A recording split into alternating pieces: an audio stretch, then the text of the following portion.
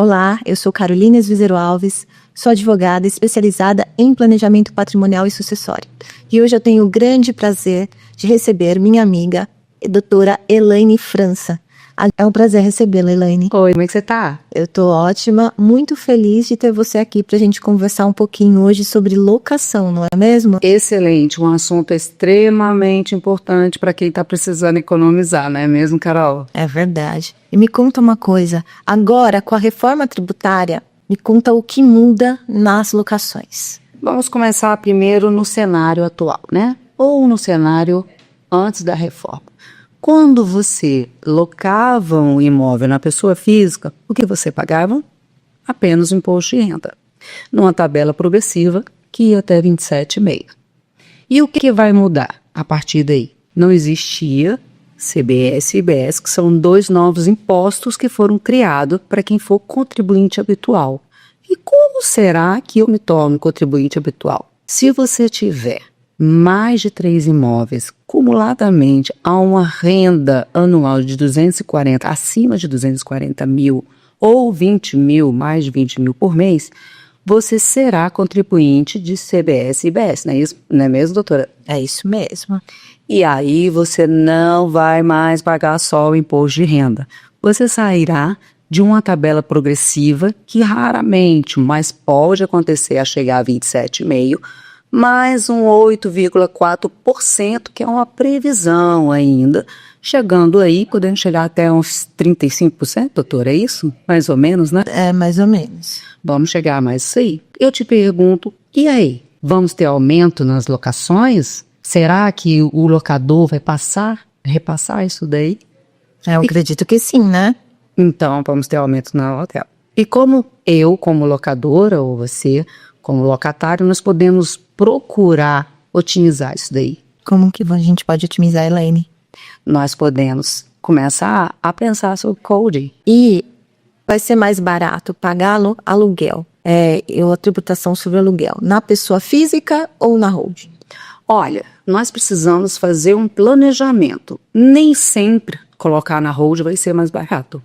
Por vezes, tendo as deduções na pessoa física, pode ser ainda na pessoa física ser mais barato. Ou mesmo, como por exemplo, eu tenho um cliente que eu coloquei uma parte na pessoa física e uma parte na pessoa jurídica. Porque a holding, gente, é uma pessoa jurídica.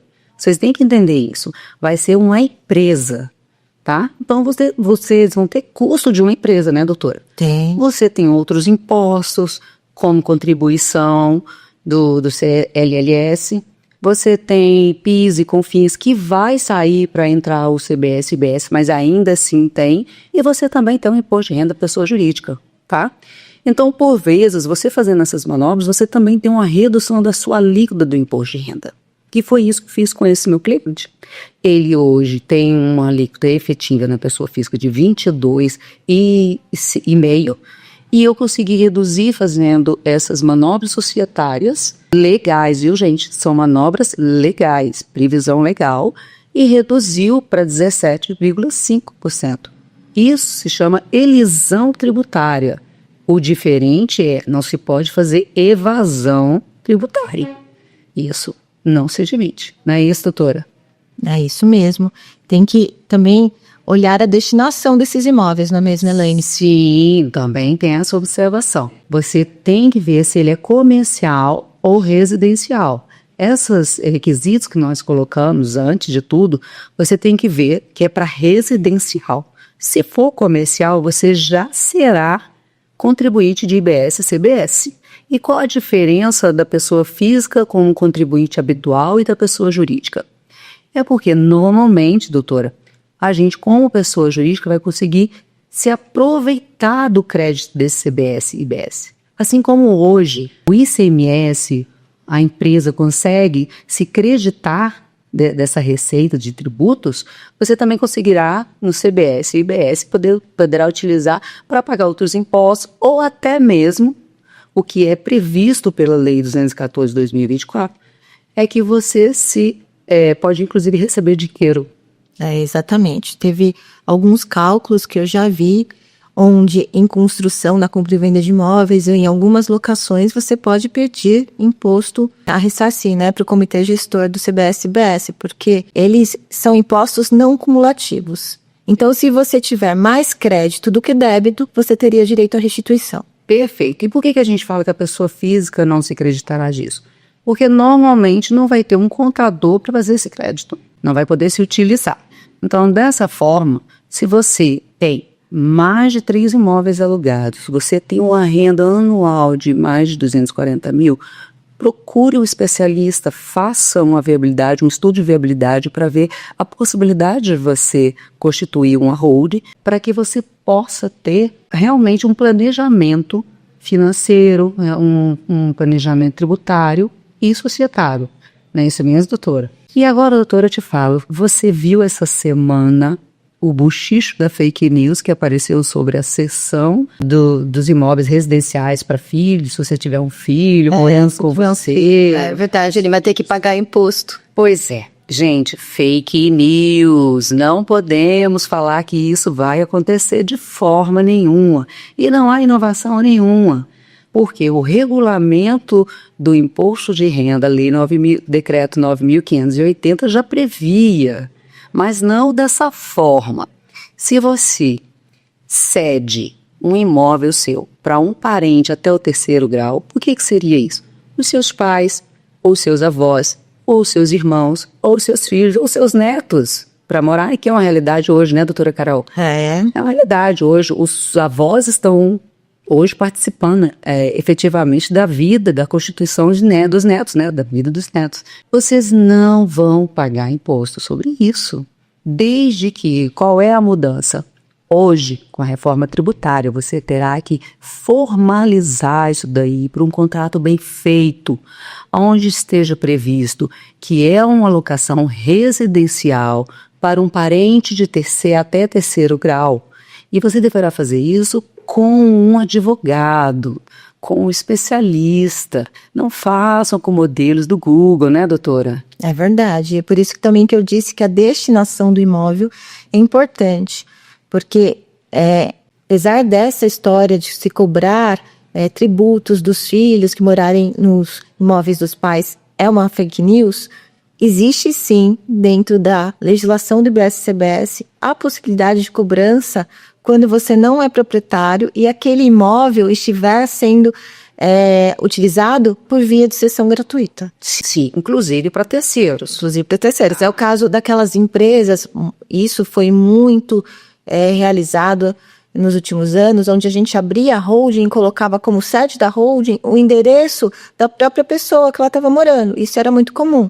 Então, todas essas pessoas que fizeram isso vai ter que rever essa forma, né, para dar uma destinação adequada a essa ocupação do imóvel, sob pena de ser contribuinte de IBS-CBS. Excelente observação, doutora Carol, porque muita gente faz isso e, por ser hábito, não percebeu que isso daí vai poder ser, sim, cobrado CBS e IBS.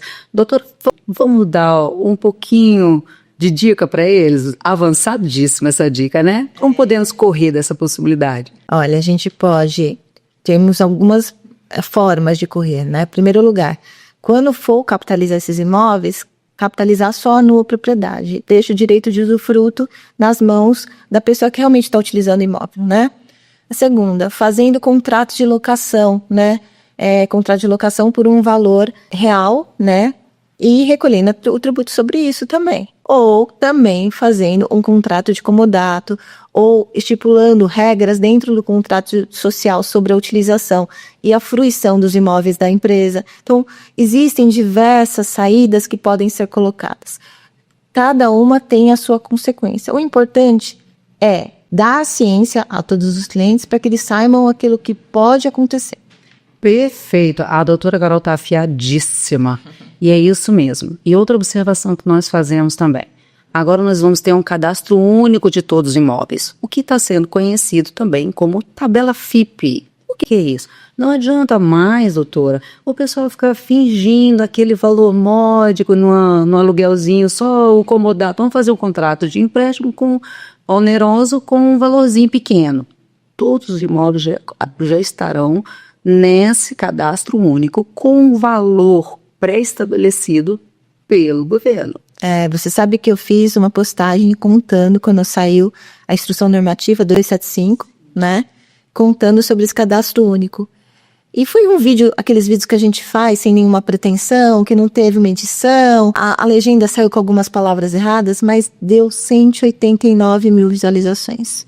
É que pra gente, a gente pensa que é um assunto que todo mundo está tendo conhecimento, e não é. Nós somos da área, nós temos todos os dias esse assunto. Mas então, doutora, explane mais um pouquinho sobre o cadastro. Então, esse cadastro único, ele vai deixar muito mais difícil a possibilidade de você ter contrato de locação e não declarar essa renda. Por quê?